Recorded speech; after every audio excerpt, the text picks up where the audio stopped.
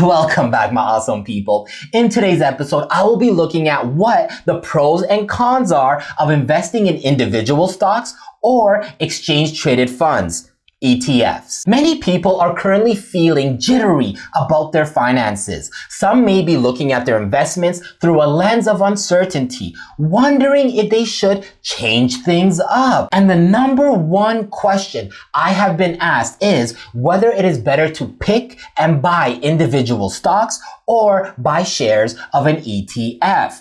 And why does this matter? Just pick one and invest, right? Well, investing is one way many people build wealth. The choices we make in this area of our lives can have serious long-term rewards or consequences. As a result, it is very, very wise to ask questions at all times.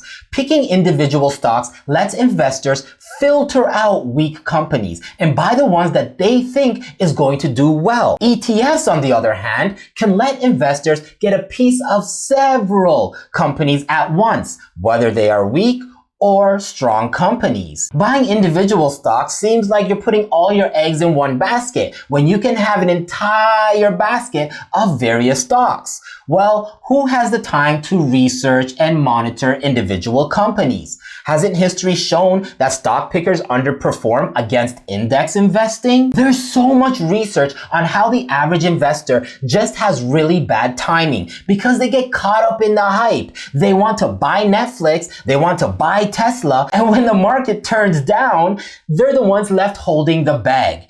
ETFs give you immediate diversification and can minimize the pain of holding just one or two stocks. ETFs are also very efficient. When people think of the stock market these days, they typically think of the S&P 500, which is the 500 largest publicly traded companies in the United States. If you want to invest in all of those companies, sure, you could theoretically buy every single one of those stocks, but that wouldn't be efficient. But by having an ETF, you can make one transaction and effectively get the same outcome as the 500 individual buy orders that you would have placed. Some people argue that investors have more control when they own individual stocks, which is true, but that control comes with more risk. For example, if you buy Twitter shares, because you think Elon Musk's acquisition deal was successful, you could be rewarded with a good-sized return. But if you're wrong, you can take a good-sized loss. When you invest in ETFs, you eliminate single stock risk. If you invest in an ETF and one company starts falling in the ETF,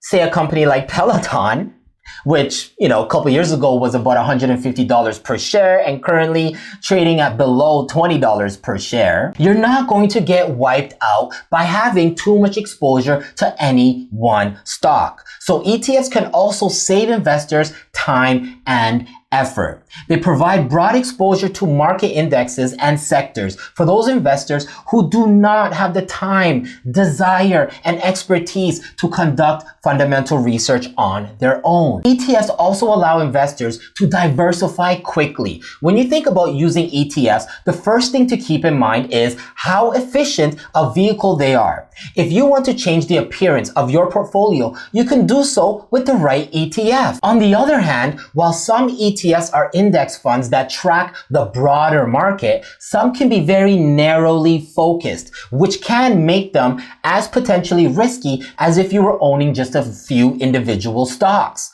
Some thematic ETFs track societal trends. One focuses on the obesity epidemic. Another one could track, the buzz on social media. There are even plans for an inverse ETF that will bet against the stock picks of CNBC's Mad Money host, Jim Cramer.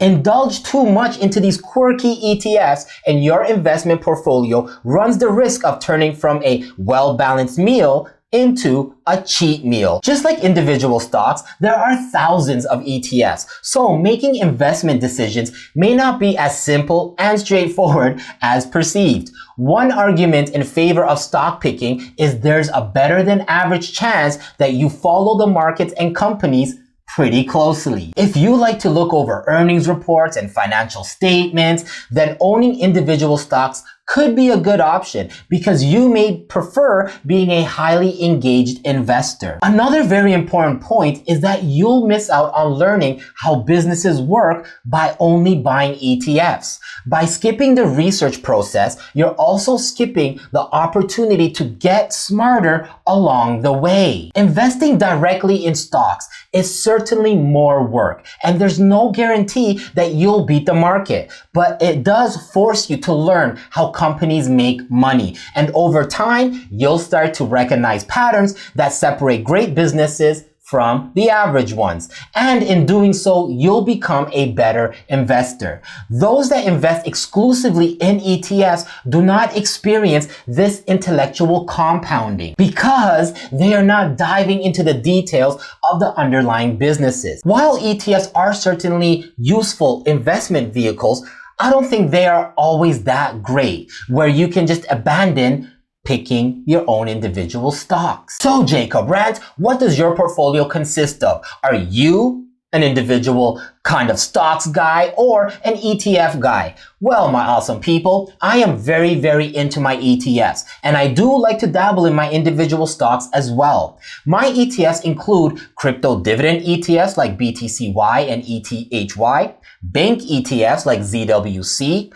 and car dealership ETFs like APR. And some of my individual stocks include Coca-Cola, Iron Mountain, Smart Center, Ryokan, and AT&T.